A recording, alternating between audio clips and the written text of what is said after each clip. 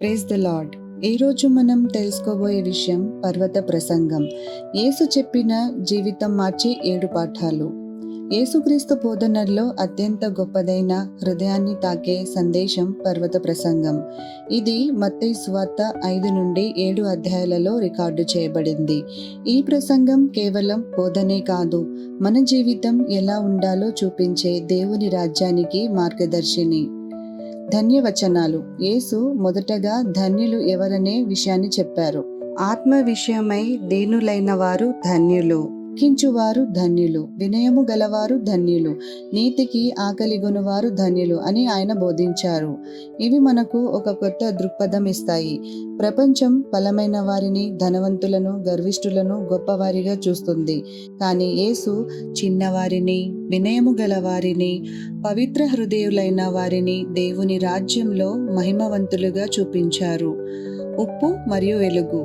తర్వాత యేసు ఇలా అన్నారు, మీరు లోకానికి ఉప్పు, మీరు లోకానికి వెలుగు. ఉప్పు ఆహారానికి రుచినిస్తుందిలా క్రైస్తవులు ప్రపంచానికి జీవాన్ని, శుద్ధిని ఇవ్వాలి. వెలుగు చీకటిని పారద్రోలినట్లే మనం చేసిన మంచి పనులు ఇతరులకు మార్గం చూపాలి.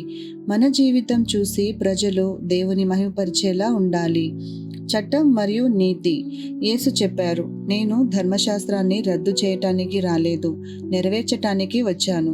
అంటే దేవుని ఆజ్ఞలు ఇంకా ప్రాముఖ్యత కలిగినవే, కానీ యేసు దానిని మరింత లోతుగా తీసుకున్నారు. ఉదాహరణకి, కోపం కూడా హత్యతో సమానమని, కామకాంక్ష కూడా వ్యభిచారమేనని చెప్పారు.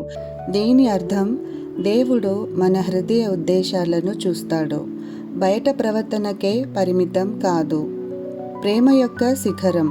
పర్వత ప్రసంగంలో అత్యంత గొప్ప పాఠం శత్రువులను ప్రేమించండి అనే యేసు బోధ.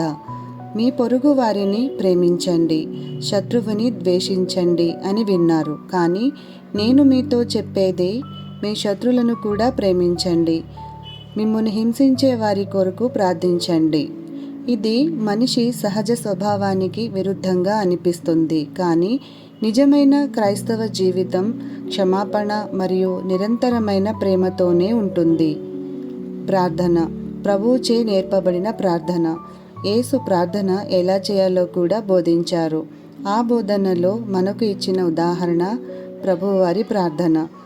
మన తండ్రి పరలోకమందున్నవాడా, నీ నామము పరిశుద్ధము.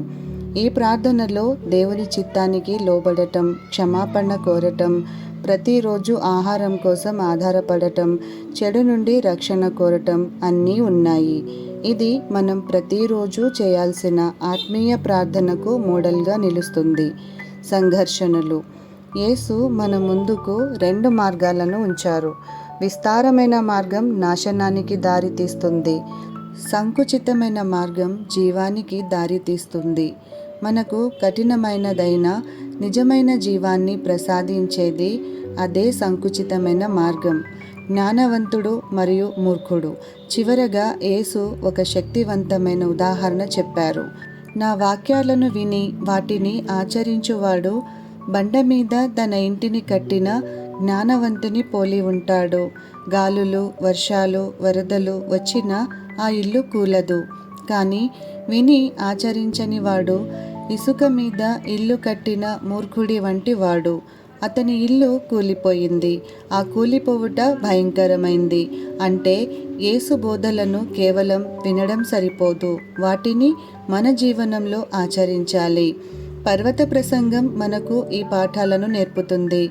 వినయంతో జీవించడం, పవిత్ర హృదయంతో ఉండడం, శత్రువులను ప్రేమించడం, దేవుని చిత్తానికి లోబడటం, నిజమైన ప్రార్థన చేయడం, మంచి పనుల ద్వారా వెలుగుగా నిలవడం, యేసు వాక్యాలను ఆచరించడం. ఇవన్నీ పాటిస్తే మనం నిజమైన క్రీస్తు శిష్యులమవుతాము.